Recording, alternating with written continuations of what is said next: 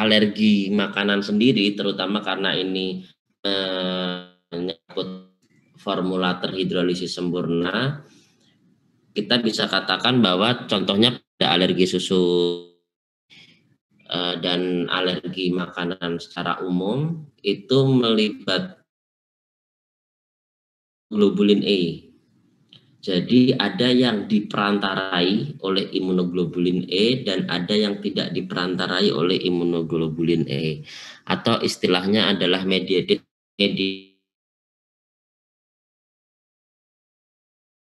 Untuk yang diperantarai oleh imunoglobulin E ini rata-rata gejalanya cepat, reaksinya cepat, jadi langsung berkisar antara beberapa menit sampai dengan 2 sampai 2 jaman.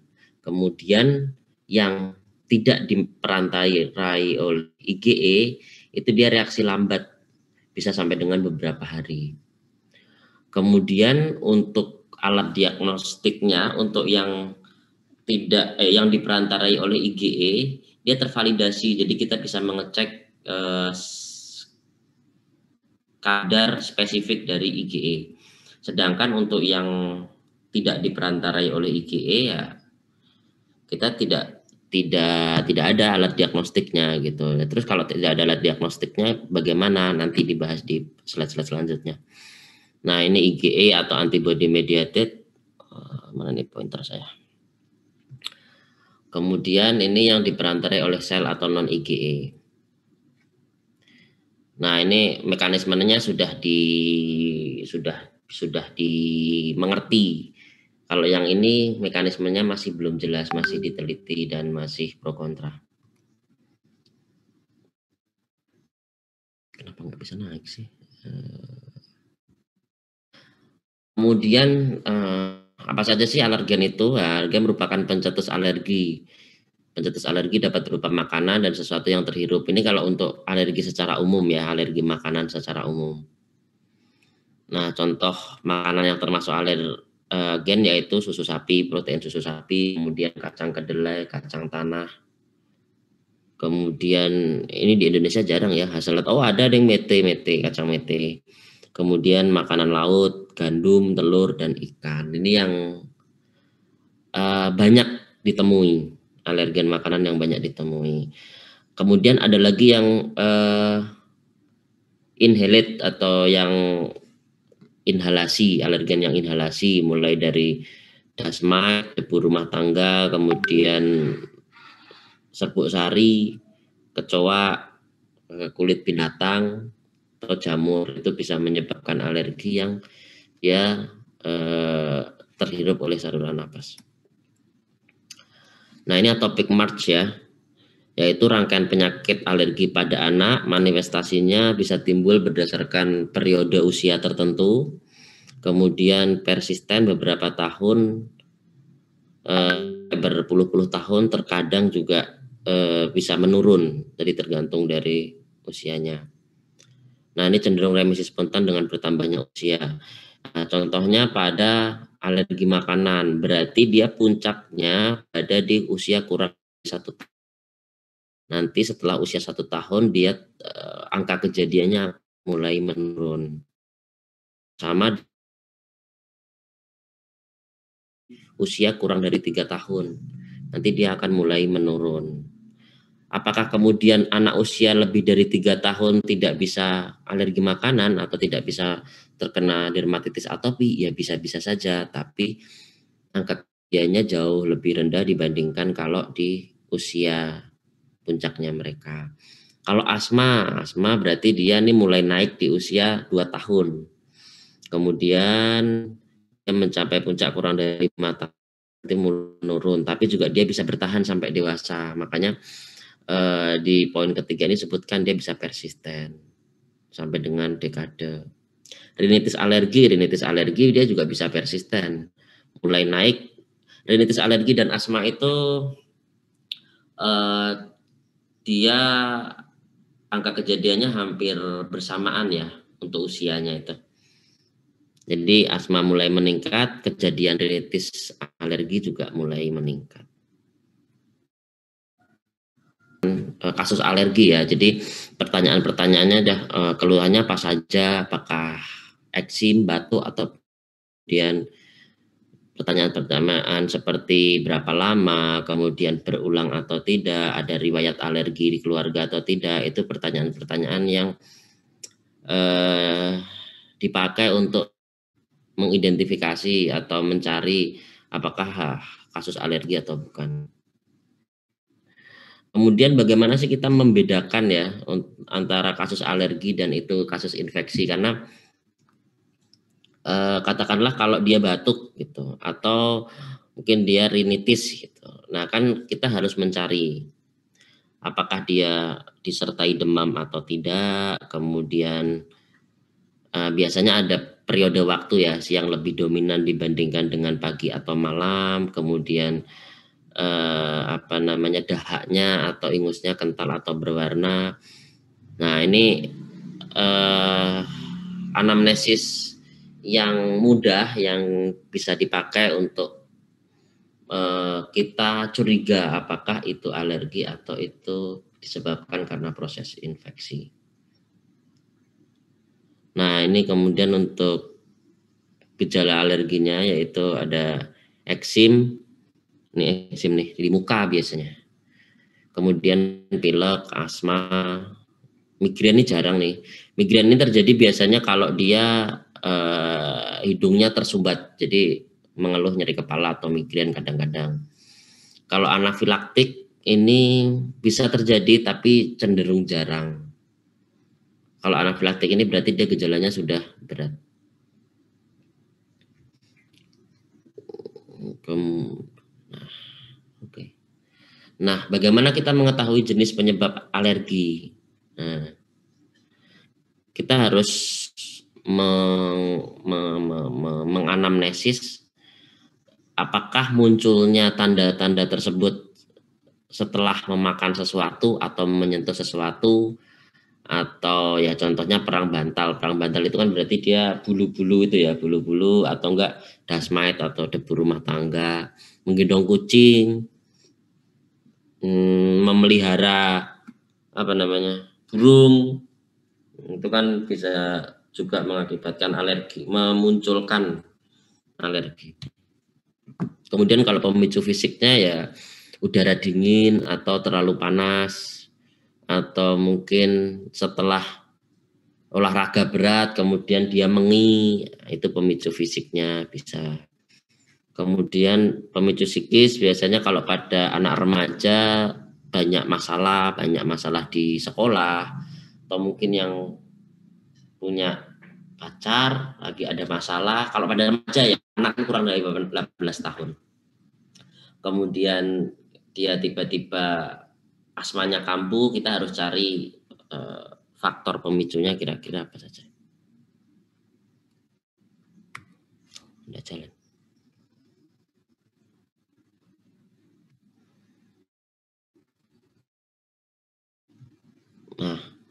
Nah ini karena kita tadi membahas tentang formula terhidrolisis sempurna atau extensive hydrolyze, jadi kita masuk ke salah satu bentuk alergi yang paling sering dijumpai atau paling sering menjadi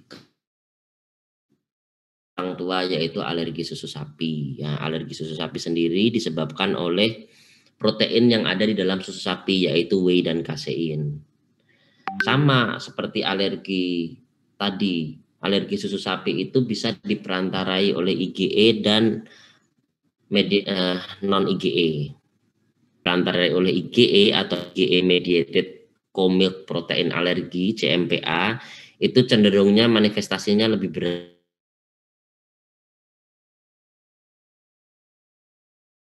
Remisinya itu lebih lama. Tapi karena dia ada alat diagnostik yang sudah tervalidasi, jadi lebih mudah untuk mendiagnosis karena dia kan dimediasi oleh IgE. Jadi ada pemeriksaan bisa kita periksa, pemeriksaan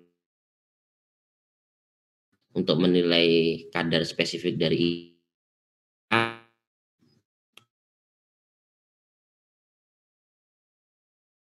nasional unit. Nah, itu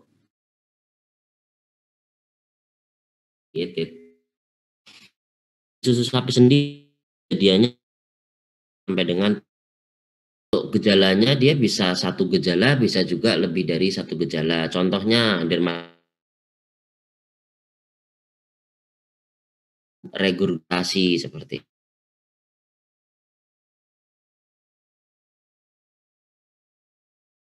muntah,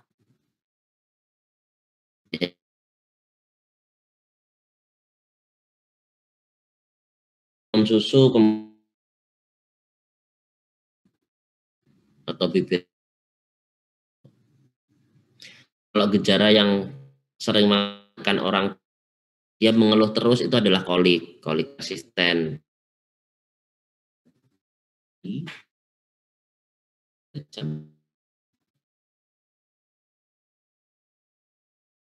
Berat ya terjadi anafilaksis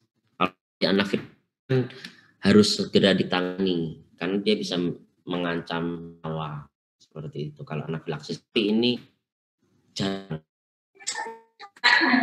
Nah, sering tumbang ini kalau dia tidak hanya alergi suaranya, tapi juga dengan permasalahan atau gangguan intoleransi laktos, tumpang tindih itu yang terkadang sulitkan dia. Nah, gejala alergi susu sendiri karena tadi banyak itu dibedakan menjadi ringan, sedang, dan berat. Kenapa harus dibedakan? Berhubungan dengan tata laksananya seperti itu. Nah, kalau untuk yang ringan itu regurgitasi, muntah, dari pasi,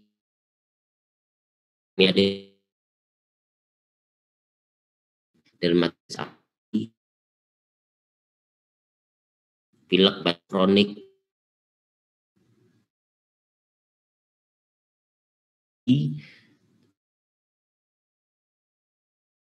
minggu. Jadi kalau bayi dia nangis kita periksa apa tidak ada masalah sama sekali, nggak demam, nggak ini, nggak diare dan nggak, tapi dia setiap minggu nangis, dengan nangisnya rata-rata paling cepat adalah 3 jam dan biasanya waktu selalu jam-jam segitu, dini hari, malam hari, ya benar-benar 3 jam gitu. Jam 11 mulai nangis, rewel gitu, terus kemudian nanti jam 2 jam mulai menghilang. Nah, itu kita bisa curiga ke arah sana. Kalau alergi susu sapi yang berat seperti apa? Dia gagal tumbuh karena diare terus-menerus. Dia diare terus-menerus, regurgitasi, gumoh loh. Regurgitasi terus-menerus tanpa dikontrol, cuma dianggap itu sebagai diare aja, tanpa dilacak ke arah sapi, menyebabkan gagal tumbuh.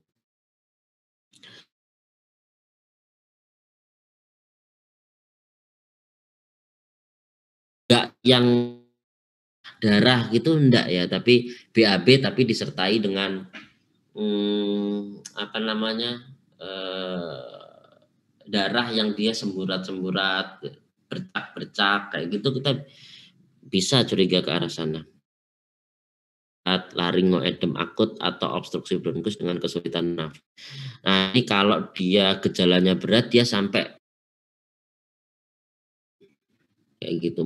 Tapi menginya cenderungnya dia malah tidak, suara menginya itu hampir nggak ada, tapi anaknya sesek banget gitu.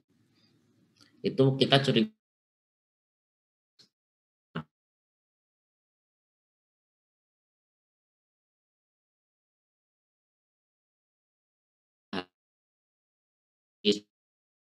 dan penyakitnya seperti apa, apakah berulang ataukah eh,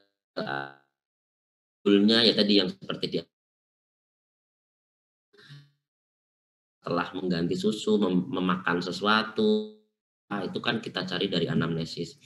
Kemudian riwayat keluarga, apakah di keluarga ada riwayat atopi, karena seperti yang kalau orang tua yang punya riwayat atopi satu saja itu beresiko sekitar 30 sampai 40 nya bapak ibunya punya riwayat atopi, resiko untuk anaknya itu mengalami alergi. Ini alergi apa aja, nggak cuma alergi susu sapi. Mengalami itu meningkat dari 40 ke hampir 70%. Kalau yang lihat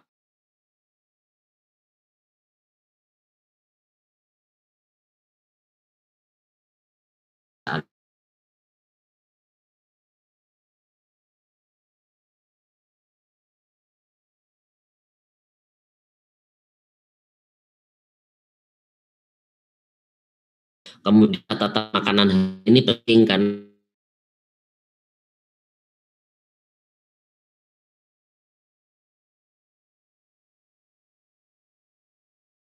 bila diperlukan bisa dengan skin prick test atau IgE spesifik RAST. Nah, untuk standar baku diagnosisnya itu sebenarnya menggunakan bukan standar baku emasnya itu menggunakan uji namanya double blind food challenge. Jadi uji eliminasi dan provokasi tertutup, tapi itu kan susah. Tertutup itu ibunya nggak tahu, anaknya nggak tahu, yang tahu cuma dokternya. Gitu. Tapi itu kan susah. Siapa yang mau ngikutin sampai rumah? Kemudian ini bukan nggak mungkin. Maka baku standarnya karena menggunakan double blind itu tadi, double blind food challenge itu susah, menggunakan uji eliminasi dan provokasi terbuka. Jadi uji eliminasi dan provokasi terbuka itu apa? Kita memberikan edukasi ke keluarga, ke ibunya, ke bapaknya, nanti mereka yang melakukan uji eliminasi sambil kita pantau. Gitu. Itu untuk standar bakunya. Jadi kalau hanya dengan anamnesis kemudian langsung wah ini setelah saya tanya-tanya ini alergi susu sapi, enggak segampang itu gitu. Karena kalau itu ternyata bukan alergi susu sapi, kasihan nanti, gitu kan? Kalau ternyata sudah terlanjur direstriksi gitu. Nah, kemudian untuk tata laksananya, ini yang ringan sedang ya, yang tadi gejala-gejala tadi yang di atas itu. Nah, ini pemeriksaan klinis didapatkan dari anamnesis, pemeriksaan fisiknya, kemudian ada gejala regurgitasi, muntah, diare, ini anemia, dermatitis atopi, yang paling sering kan diare, kolik. Nah, kalau ada gejala-gejala ini dan didapatkan dari riwayat keluarga, kemudian dari anamnesis mengarah ke alergi susu sapi, lakukan diet eliminasi. Nah, diet eliminasi ini begini, kan ini diet eliminasi dengan formatif gitu ya. Dengan catatan tapi ya, dengan catatannya adalah ada dua kondisi. Kondisi pertama adalah bayi yang dengan ASI eksklusif. Jadi dia tanpa susu formula, ASI eksklusif. Dan bayi yang dengan susu formula. Kalau pada bayi yang dengan ASI eksklusif, ketika kita curiga ke arah alergi susu sapi, diet eliminasinya adalah dengan cara ASI-nya tetap diberikan, tetapi ibunya menghindari makanan dan minuman yang mengandung protein susu sapi dan atau turunannya. Minimal 2-4 minggu, sama waktunya. Nah, kemudian kalau terjadi perbaikan, ya ibunya dilakukan uji provokasi dengan cara apa? Dengan cara berarti ibunya memakan lagi makanan-makanan yang mengandung protein susu sapi dan atau turunannya. Terus kalau muncul lagi, ya berarti dia tegak nih alergi susu sapi. Kalau sudah tegak alergi susu sapi bagaimana? Ya berarti nanti akan dilakukan eliminasi selama 9 sampai 12 bulan. Jadi si ibu tadi tidak memakan protein susu sapi dan atau turunannya selama 9 sampai 12 bulan. Paling cepat bisa dilaksanakan 6 bulan eliminasi. Kemudian diperkenalkan lagi. Gitu. Dan seterusnya. Nah, kalau si bayi atau anak tadi tidak ASI eksklusif, ASI plus formula gitu, atau dia full formula, kemudian kita curiga ada alergi susu sapi, dilakukan diet eliminasi selama 2 sampai dengan 4 minggu tergantung gejalanya.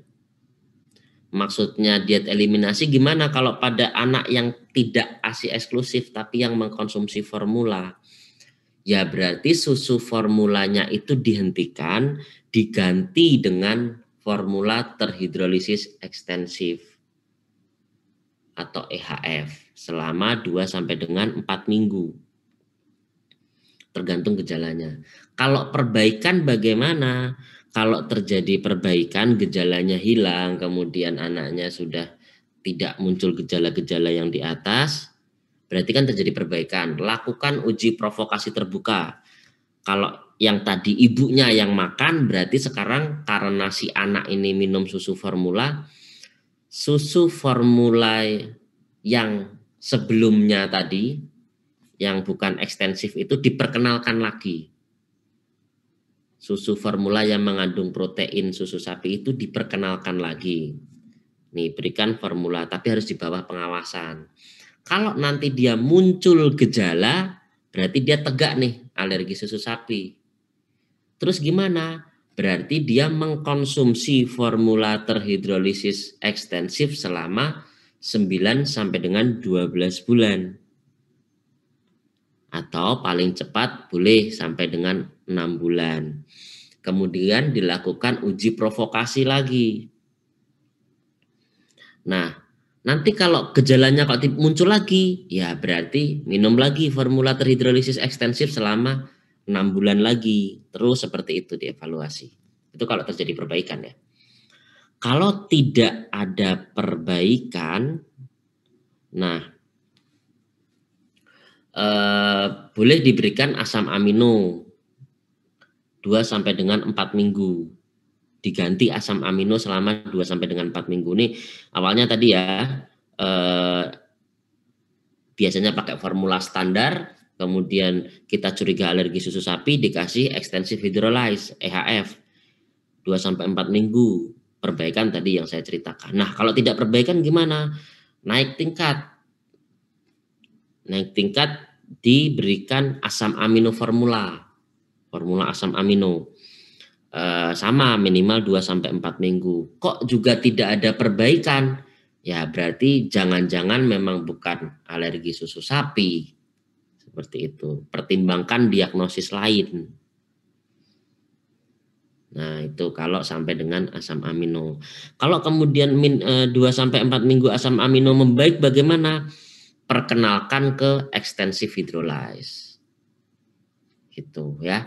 Itu untuk yang alergi ringan sedang, alergi susu sapi ringan sedang. Kalau berat gimana? Kalau berat, nah, tanda-tandanya berat tadi ya, gagal tumbuh, diarenya terus-menerus, regurgitasi, muntah, nggak mau makan. Itu tadi. Dirujuk ke spesialis anak konsultan. Kalau spesialis anak konsultannya nggak ada ya ke spesialis anak. Kalau belum sempat dirujuk sambil menunggu bisa ke spesialis anak, berikan susu formula asam amino langsung, jadi nggak lewat extensive hydrolyze. Terus asam amino langsung minimal 2 sampai 4 minggu. Kalau gejalanya berat gini ya sudah langsung 4 minggu. Kalau perbaikan sama, dilakukan uji provokasi terbuka.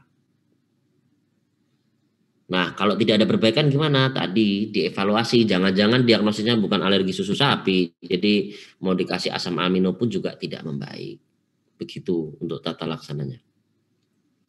Nah, ini yang ringkasannya tadi ya. Kalau obat-obatan ini sesuai indikasi ya, nanti kalau dia gejalanya diare ya kita kasih 5 pilar diare, tapi sambil tadi penghindaran protein susu sapi. Nah ini kan tadi kalau ASI eksklusif ibunya yang kita bukan tata laksana ya, kita modifikasi dietnya. Tapi kalau yang susu formula bedakan lagi ringan apa sedang. Ringan apa berat. Kalau ringan sedang ya pakainya extensive hydrolyze, kalau yang berat langsung asam amino. Gitu. Nah, di sini ada catatan kecil nih. Catatan kecil yang cukup sering dilakukan. Bila ada masalah dana dan ketersediaan susu terhidrolisis ekstensif, sebagai alternatif dapat diberikan formula isolat protein kedelai dengan disertai edukasi bahwa masih ada kemungkinan alergi terhadap formula kedelai.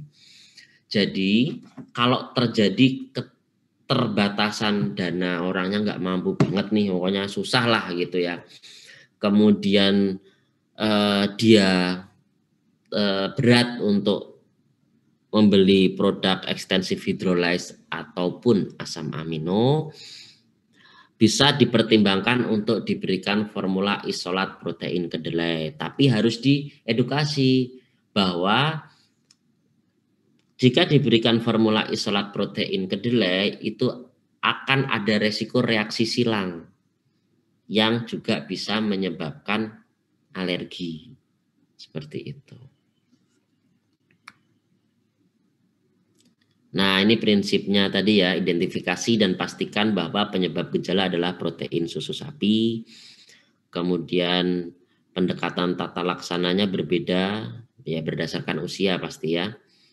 Antara 6 bulan sampai 1 tahun berbeda, karena kalau 6 bulan kan ASI eksklusif, kalau di atas itu sudah ada MPASI-nya.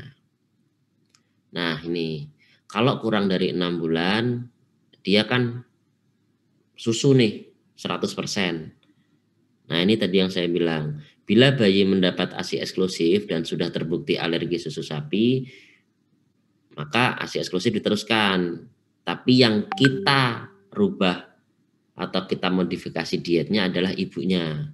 Menghindari makanan-makanan yang mengandung protein susu sapi dan turunannya. Terus bila bayi tidak mendapat ASI, tadi diberikan formula ekstensif hidrolisa atau asam amino formula kalau gejalanya berat. Susu soya atau isolat protein kedelai dapat diberikan, tapi harus diedukasi benar-benar bahwa bisa menyebabkan reaksi silang, dapat menyebabkan reaksi silang alergi. Tapi ini ya itu tadi ada keterbatasan dana, kemudian kalau di Jawa kayaknya gampang ya nyari extensive hydrolyze dan asam amino formula. Kayak saya kemarin di Mesuji gitu, itu harus perjalanan dulu 5 jam untuk beli extensive hydrolyze atau asam amino formula. Kadang harus nyebrangin sungai juga gitu. Jadi ya kalau adanya isolat protein kedelai itu bisa dijadikan alternatif, walaupun reaksi silangnya juga masih ditemukan. Nah, kalau pada bayi yang sudah mendapatkan MPASI, nutrisi utama didapatkan dari susu, akan tetapi makanan padat mulai diperkenalkan. Bahkan kalau di atas 9 bulan 50% antara makanan dan susu. Nah, kalau pakai ASI eksklusif ya tadi modifikasi dietnya ke ibunya. Nah, kemudian ini kalau makanan padatnya ya kalau untuk dia alergi susu sapi ya dihindari susu dan produknya. Gitu. Kalau untuk anak lebih dari 1 tahun, Nah, harus kita evaluasi apakah anak tersebut sudah toleran atau belum terhadap protein susu sapi. Tadi kan di awal disebutkan bahwa dengan meningkatnya atau bertambahnya usia itu dia mulai berkurang gejala alergi susu sapinya. Makanya kita harus tahu dulu apakah dia sudah toleran atau belum. Nah, kalau memang dia masih alergi ya sama tata caranya seperti tadi, menghindari seperti itu. Karena satu-satunya cara untuk anak yang alergi susu sapi biar tidak terkena adalah complete avoid atau menghindari sepenuhnya itu tadi. Nah, ini bila makanan padat sudah cukup memberi kalori, maka susu tidak lagi menjadi sumber gizi utama. Pemberian susu dan sejenisnya disesuaikan diagnosis paling akhir. Gitu. Nah, karena kalau pada usia di atas 1 tahun itu kan kita tahu MPASI itu harusnya bisa mencakup 70% dari kebutuhan kalorinya dia. Sedangkan susu itu 30%. Seperti itu. Nah, ini angka remisinya. Jadi kalau pada tahun pertama usia 1 tahun itu sekitar 45-55% anak itu mengalami remisi susu sapi, alergi susu sapi. Mulai meningkat usianya tahun kedua itu 60-75%. Nah, kalau sampai dengan tahun ketiga 90% anak sudah remisi terhadap alergi susu sapi. Ya kalau ada yang belum remisi ya mungkin masuk dalam golongan yang 10% itu. Kita masuk ke formula hipoalergenik. Nah, formula hipoalergenik itu apa sih gitu kan?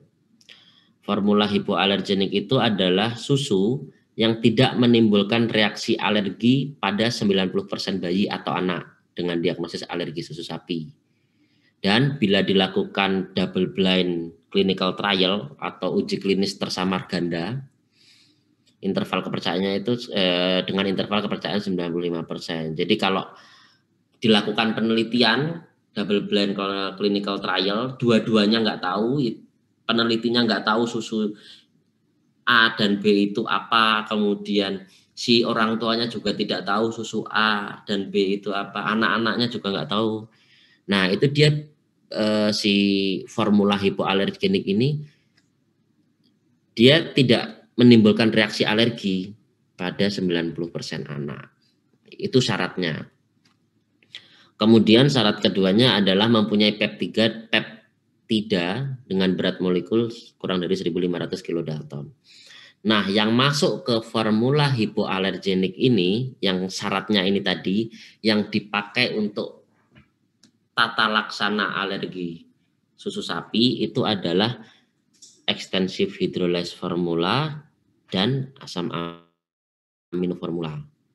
Nah, kalau partial hydrolyze formula dia bukan merupakan formula pilihan untuk terapi. Gitu. Jadi kalau dia sudah didiagnosis alergi susu sapi atau sedang menjalani uji eliminasi, ya jangan pakai parsial, tapi pakainya extensive hydrolyze atau asam amino formula. Sebenarnya apa sih protein terhidrolisis itu kan gitu. Dari tadi kan kita ngomong extensive hydrolyze, partial hydrolyze gitu. Nah, protein terhidrolisis adalah protein yang dia sudah mengalami pemecahan. Jadi protein susu sapi ini kan ada banyak peptidanya.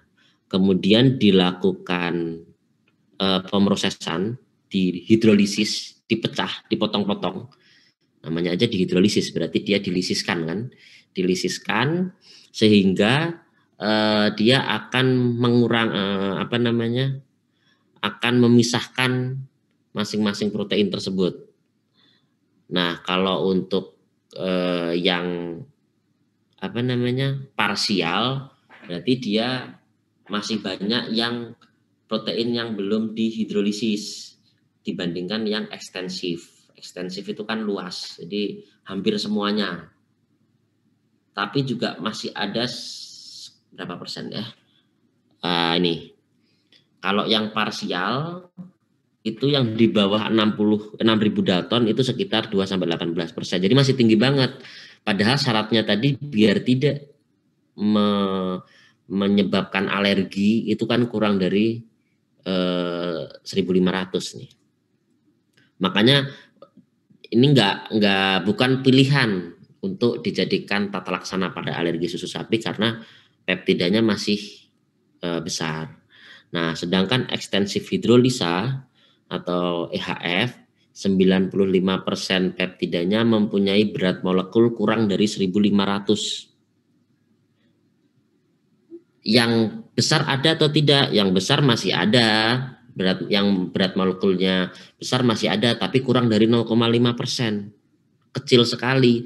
Makanya untuk yang gejala ringan sedang pakainya ekstensif gitu. Kalau yang gejala berat, kenapa kok tidak dikasihkan ekstensif? Karena di sini ada tulisan masih ada peptida yang ukurannya segini, walaupun kecil gitu. Tapi karena dia gejalanya sudah berat, ya sudah jangan pakai yang ekstensif gitu. Langsung pakai yang amino acid base formula atau formula asam amino. Kenapa? Karena dia 100% asam amino. Asam amino itu kan komponen terkecil dari protein. Jadi dia tidak akan menyebabkan alergi gitu. Kalau yang gejalanya berat langsung dikasih asam amino. Kalau gejala berat dikasih ekstensif hidrolase, iya kemungkinan besarnya tidak akan membaik karena dia masih ada peptida yang berat molekulnya besar. Kalau gejala ringan sedang bisa diberikan karena dia kan 95% yang berat molekulnya di bawah 1.500 gitu. Nah, ini jenis formula terhidrolisis. Jadi semakin ke sini, semakin dihidrolisis itu alergenitasnya semakin kecil, semakin hampir tidak ada. Sampai dengan asam amino, komponen-komponen terkecilnya dari protein, itu sudah jelas tidak menyebabkan alergenitas. Kalau protein utuh dia besar, contohnya pada protein susu sapi. Ini terhidrolisis bagian, nah ini kan peptidanya masih panjang. Nah, kalau terhidrolisis seluruhnya atau ekstensif, nah ini sudah pendek-pendek. Jadi berat molekulnya sudah kecil, kurang dari 1.500. Nah, kalau yang asam amino formula, dia sudah benar-benar asam amino, komponen penyusunnya protein, jadi tidak akan menyebabkan alergi, karena alergenitasnya sudah tidak ada. Ini untuk detail dari formula terhidrolisis ekstensif. Berat molekulnya kurang dari 3.000 Dalton, bahkan ada yang tadi disebutkan 95% kurang dari 1.500. Nah, syaratnya kan memang harus ditoleransi anak dengan alergi susu sapi yang mediated IgE. Jadi kalau susu formula yang dia sudah menyertakan bahwa dia merupakan extensive hydrolyze formula, ya berarti dia dari penelitiannya harus dapat ditoleransi lebih dari 90% anak dengan alergi susu sapi. Pilihan pertama sebagai pengganti susu sapi terutama bagi bayi susu sapi ringan sedang. Nah, ini kekurangannya kali ya, pahit dan mahal. Ya nggak pahit-pahit banget, tapi nanti kalau kebetulan ketemu gitu, cobain aja sesekali. Kita harus mencoba bermacam-macam susu formula. Jadi biar bisa memberitahu gitu. Kalau ekstensif hidrolase itu memang pahit ya. Dan harganya cenderung mahal ya. Nah, kalau formula asam amino ini bebas peptida, jadi benar-benar asam amino esensial saja gitu. Kalau peptida ini kan asam amino esensial dan non esensial yang bisa menyebabkan alergi ini kan terkadang yang non esensial. Nah, kalau asam amino base formula dia hanya yang esensial aja.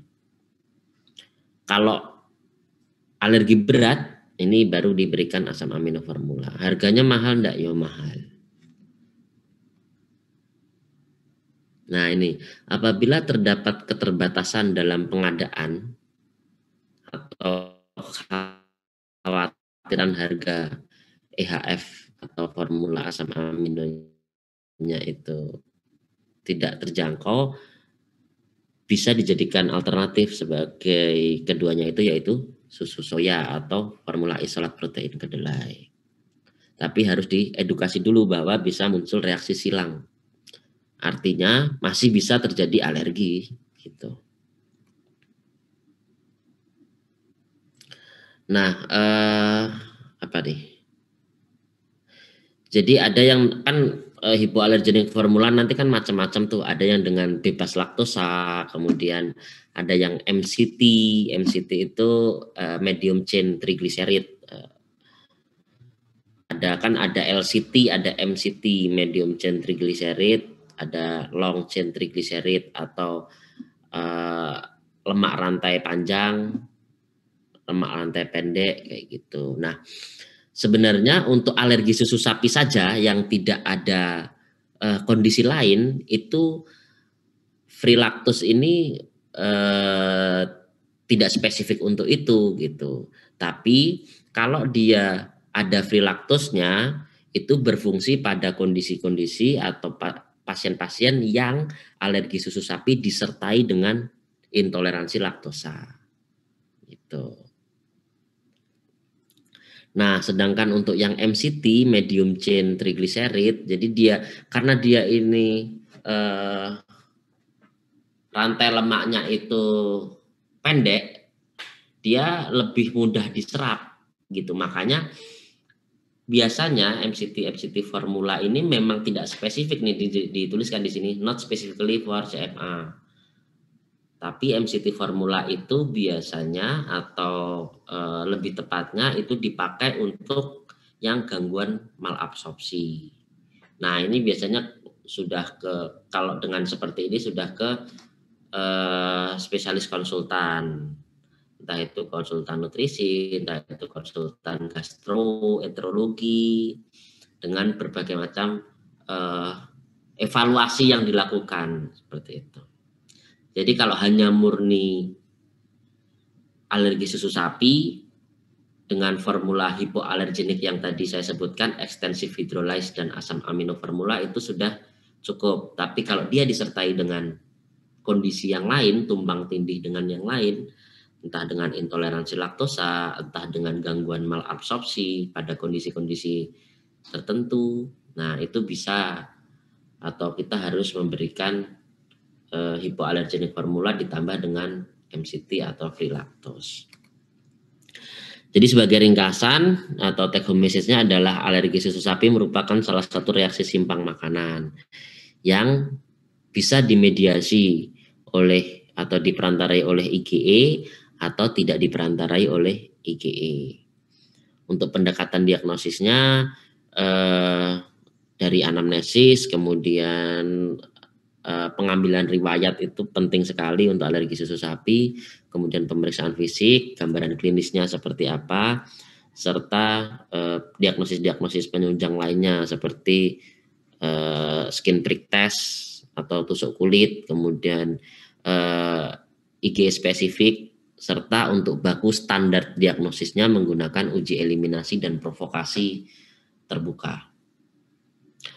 Nah, prinsip utama dari terapi alergi susu sapi ini adalah complete avoidance atau menghindari seluruhnya segala bentuk produk susu sapi atau protein susu sapi dan turunannya. Kemudian untuk formula terhidrolisis ekstensif atau seluruhnya dan formula yang berbasis asam amino merupakan pilihan bila bayi atau anak tersebut tidak mengkonsumsi ASI. Sedangkan untuk formula soya atau isolat protein kedelai, yang pertama dia memang tidak terbukti dalam pencegahan penyakit alergi pada bayi dengan risiko tinggi atau bayi sehat. Kemudian yang kedua dipertimbangkan sebagai terapi pada alergi susu sapi apabila dapat permasalahan biaya yang tidak bisa terjangkau atau daerah yang kesulitan untuk mencari formula terhidrolisis ekstensif. Nah, untuk yang ketiga, tidak ditemukan adanya bukti yang kuat bahwa terdapat efek samping yang tidak diinginkan pada tumbuh kembang, sistem reproduksi, dan endokrin apabila diberikan isolat protein kedelai pada bayi atau anak yang terkendala pemberian formula hidrolisis ekstensif ataupun asam amino. Terima kasih. Mungkin itu tadi bisa pakai susu yang terhidrolisis ekstensif seperti itu. Atau kan sekarang sudah ada tuh produk MPASI yang dia untuk hipoalergenik, jadi untuk yang alergi susu sapi. Tapi itu tadi tidak diberikan terus-menerus, hanya jangka waktu tertentu. Begitu. Dokter, mana chatnya? Oh ini. Nah, ada satu pertanyaan lagi nih dok, kayaknya dari dokter Oni nih. Tes alergi sederhana tadi.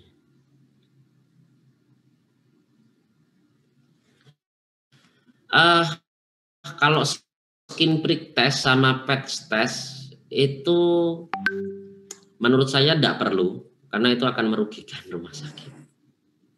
Jadi kalau dari cost efektif, skin prick test dan patch test itu jarang tersedia di rumah sakit. Kalaupun mereka, karena kasusnya kan begini, kasus untuk melakukan pemeriksaan itu jarang gitu. Dan itu menyakitkan karena skin prick test itu harus dicoblosin di intrakutan kan.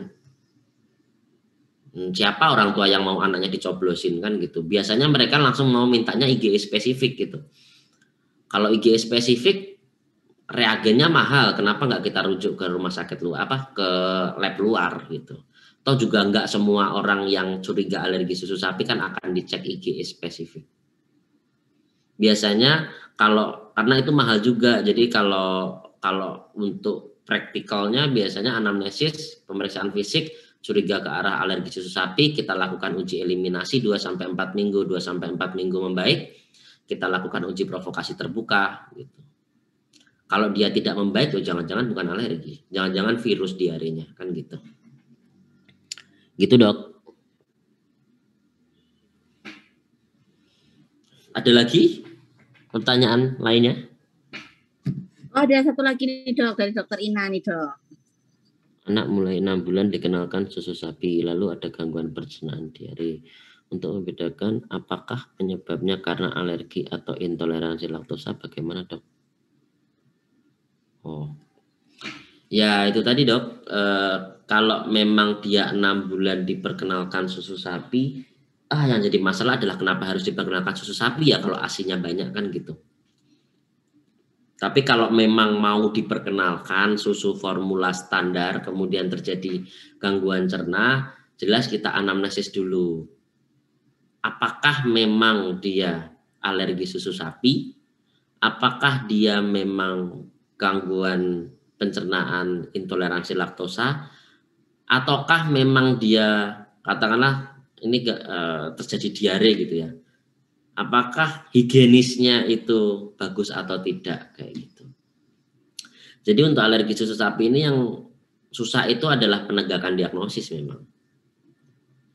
Kita harus memastikan benar-benar apakah itu alergi susu sapi atau bukan. Karena kalau intoleransi laktos ya kita harus mencari yang free laktos gitu. Kalau intoleransi laktosa seringnya dia ada ruam di sekitar anusnya itu, kemerahan, karena kan laktosa itu kan sifatnya mengiritasi ya. Begitu. Jadi memang harus kita anamnesis dulu, kita cari dulu kalau memang dia diberikan susu sapinya 6 bulan, apakah sebelum-sebelumnya itu selama 6 bulan ini kan dia sudah minum ASI eksklusif nih. ASI eksklusif itu si ibunya kan pasti juga tidak melakukan eliminasi diet nih, gitu kan. Kalau dia tidak melakukan eliminasi diet dan dia baik-baik saja, ibunya minum susu, ibunya makan keju, macam-macam, ibunya baik-baik saja, anaknya juga nggak ada masalah. Kemudian baru diperkenalkan formula standar usia 6 bulan, kemudian dia diare. Nah, itu harus kita gali-gali lagi gitu. Bisa jadi memang bukan alergi susu sapi gitu. Kalau alergi susu sapi kan harusnya ketika dia kurang dari 6 bulan, ketika si ibunya tadi menyusui anaknya itu kan dia sudah muncul gejala tuh. Karena ibunya kan pasti nggak diet susu sapi. Seperti itu. Jadi ya memang harus ditanyakan lagi, harus dianamnesis mendalam kalau seperti itu. Gitu, Dok. Ada pertanyaan. Ada pertanyaan, Mbak, katanya. Mana? Ada pertanyaan dari dari bidan ambar ya Dokter Oni nggih. Atau mau bidan ambarnya yang langsung? Oh ini Dok, anak saya alergi susu sapi, minumnya susu PHP sampai usia 6 bulan. Setelah 6 bulan apa bisa diganti dengan susu sapi yang biasa? PHP itu berarti partial hydrolyze ya? Iya Dok, partial hydrolyze. Sekarang namanya PHP. Jadi begini, tadi yang seperti saya sampaikan, kalau memang dia alergi susu sapi, sebenarnya partial hydrolyze itu bukan pilihan, karena dia masih peptidanya masih besar gitu, masih panjang. Kalau memang sudah terlanjur dikasih partial hydrolyze, ya kalau mau diperkenalkan ke susu formula standar juga nggak ada masalah. Nanti kalau dia muncul gejala lagi dikembalikan lagi kan gitu. Tapi yang jelas kalau partial hydrolyze bukan pilihan utama untuk alergi susu sapi. Tapi kalau mau diperkenalkan susu formula standar juga nggak ada masalah. Gitu. Pada prinsipnya kan kalau alergi susu sapi itu kalau sudah dieliminasi diperkenalkan lagi, eliminasi perkenalkan lagi gitu. Muncul gejala ya berarti balik lagi nanti ke susu sebelumnya. Seperti itu. Ada lagi yang mau ditanyakan? Nggih, monggo kalau masih ada. Kalau sudah, Anas mau presentasi untuk produk Nutrisia Sarusada ya Dok? Oh ya silakan. Yang tersedia di Rumah Sakit Restu Ibu. Silakan Mbak Nas. Ya Dok.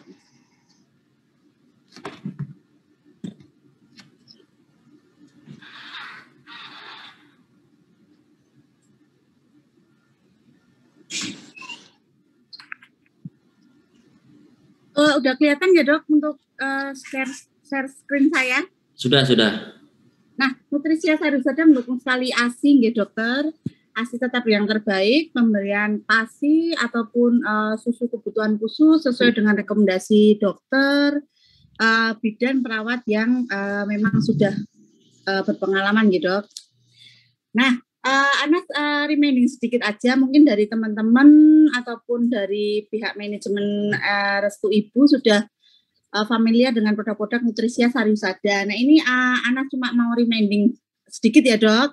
Ya. Produk-produk apa aja yang sudah tersedia di Rumah Sakit Restu Ibu. Jadi untuk hamil dan menyusui kita ada Laktamil, ada Laktamil Pregnasis dan juga Laktamil Laktasis. Terima kasih Dokter Oni sudah dibantu juga ya Dok rekomendasi kepada ibu-ibu hamil yang ada di Restu Ibu. Kemudian untuk anak-anak yang kurang beruntung mendapatkan ASI, kita ada Nutri Baby Royal, Acti 2 Bio. Tentunya sesuai dengan rekomendasi dokter-dokter anak yang ada di Restu Ibu nggih Dok untuk penggunaannya. Jadi dengan case-case tertentu. Nah, untuk yang produk baru kita nih Dok, kita juga ada namanya Nutri Baby Royal Prosineo Dok atau PHP. Yaitu kita ada stik 1 untuk 0-6 bulan, kemudian stik 2 untuk 6-12 dan stik 3 untuk 1 tahun ke atas. Nah, ini produk barunya kita nih, Dok. Yang khusus partial hydrolyze. Kemudian untuk yang tadi yang sering Dr. David bahas, yaitu extensive hydrolyze, kita ada Nutri-Baby Royal Pepti. Pepti ini kemasannya 400 gram, Dok. Dan digunakan untuk bayi-bayi yang alergi ya, Dok, dengan indikasi medis untuk usia 0 sampai 12 bulan. Nah, setelah Pepti kita ada juga untuk produk-produk yang asam amino, Dok, yaitu Neocat LCP dan juga Neocat Junior. Di mana Neocat LCP sendiri digunakan untuk range usia 0 sampai 12 bulan.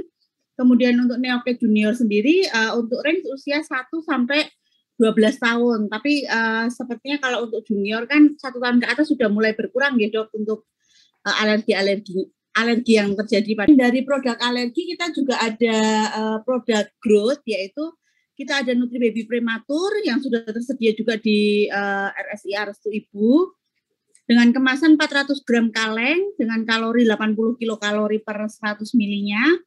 Kemudian untuk yang kedua kita untuk bayi-bayi yang rawat jalan atau yang sudah keluar dari masa prematurnya, atau untuk bayi-bayi matur yang berat badannya kurang, kita ada Infantrini, Dok. Jadi Infantrini sendiri kemasannya 400 gram, ada liquid dan juga ada kaleng. Itu untuk usia 0 sampai 12 bulan. Nah, untuk produk kita yang selanjutnya, untuk yang growth, yang terakhir yaitu ada Nutrini Drink. Jadi Nutrini Drink ini untuk menambah berat badan untuk usia 1 sampai 12 tahun. Dengan varian rasa, kalau yang kaleng rasanya hanya vanila aja, tapi untuk liquid kita ada 3 varian rasa, yaitu vanila, coklat, dan strawberry, gitu, Dok. Dan untuk produk-produk kami ini sudah tersedia di Rumah Sakit Restu Ibu. Selain dari produk-produk Nutrilan, kita juga ada produk SGM juga ya, Dok, yang sudah tersedia di Restu Ibu juga, yaitu untuk growth-nya kita ada SGM BPLR, sudah tersedia juga di farmasi RSIA Restu Ibu. Nah, mungkin ada pertanyaan, Dokter, dari produk-produk kami atau dari teman-teman tenaga kesehatan dari Restu Ibu, monggo dipersilahkan. Kalau mau japri juga boleh. Mbak, yang Nutrini Drink liquid itu kemasannya berapa cc ya? Kalau Nutrini Drink liquid itu kemasannya 200 ml, Dok. 200 ml ya? Nggih, 200 ml, jadi per 100 ml-nya 150 kilokalori. 1,5 ya? Nggih, betul, Dokter. 1,5. Sama Infantrini berapa kalau Infantrini, lupa saya. Kalau Infantrini 100, Dok, kalorinya. 1 ya berarti? Ya, 1/1. Oke, kalau sudah mau nonton pertanyaan dari teman-teman Restu Ibu dan dokter-dokter dari Restu Ibu, saya selaku representatif dari Nutrisiat Sarusada mengucapkan terima kasih sekali atas waktu dan juga kesempatan yang sudah diberikan dari pihak RSIA Restu Ibu untuk mengumpulkan teman-teman tenaga kesehatan dan juga teman-teman farmasi untuk berbincang santai ya, Dok, sama Dokter David. Nah, harapannya sih ke depan bisa ada lagi ya, Dok. Jadi biar tetap semakin kenal dan semakin apa, Dok, semakin terjalin silaturahmi yang bagus ya, Dok ya.